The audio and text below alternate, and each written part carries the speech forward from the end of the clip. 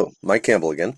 Today we're going to talk about a free site that I've recently started using. In fact, prior to this year, I never really used it much.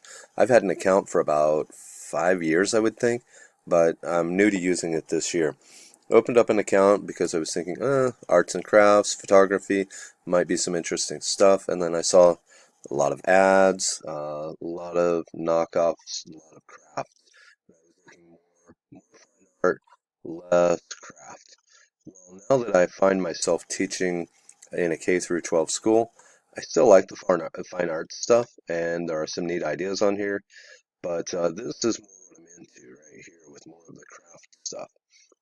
Having a fine arts degree and not a art education degree, I don't really know how to teach the younger levels.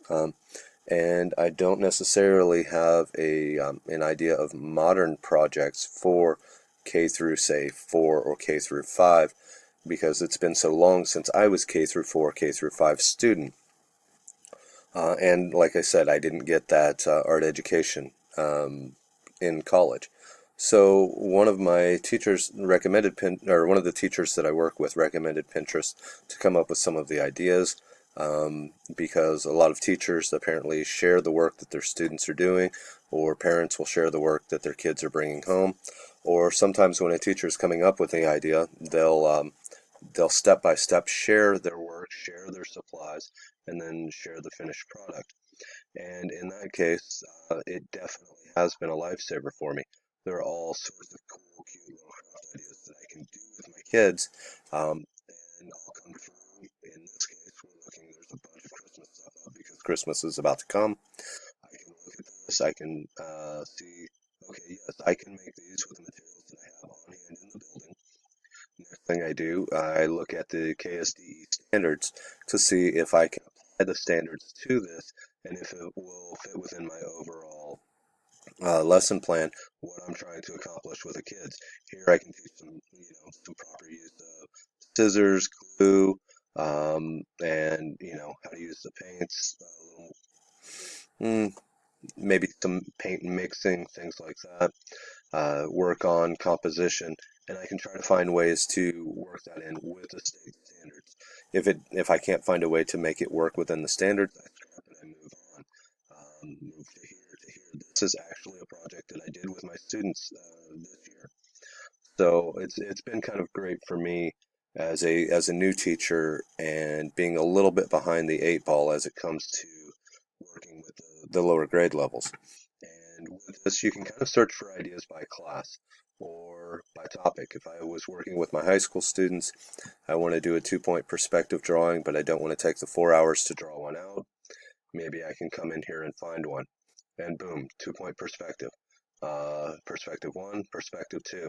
And I've got a great drawing. If I wanted to do just a regular perspective drawing, a 1 point, then right here I've got a 1-point perspective. And if I wanted to do, say, I don't know,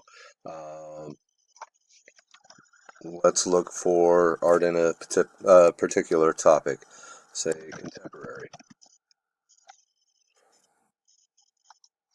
I can get a bunch of examples here. Or if I wanted to do, all sorts of different projects. I could come in, junior high projects, high school art projects. These are some of my boards that I have built, art that I like. So what I am doing is I'm slowly photographing my students' work as they do it, and I can put it in here. I can make these public and attach it to our school's Facebook page so parents can come in and they can view what their kids are doing. And as I get this up and running, they can do it in real time. Like I said, I'm still relatively new to this, trying to figure out how all of it works.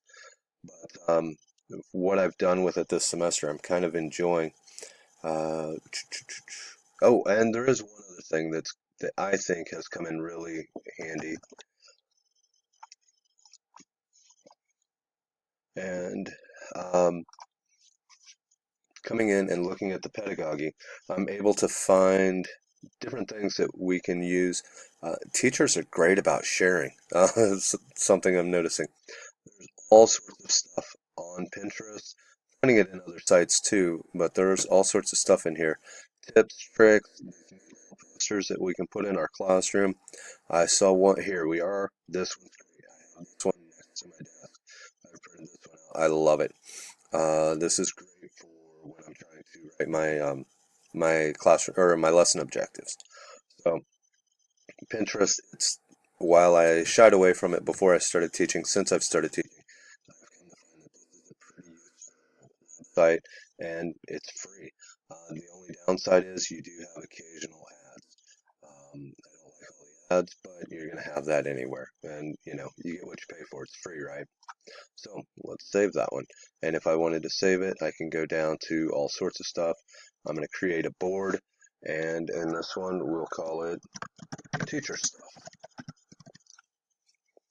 Secret? No, I don't want that to be secret. It can be public. And boom, create. It's out there. Anybody that has my Pinterest can come on and look at that. My students, their parents, administration, or just my friends and family. So anyway, that's all I've got on Pinterest. And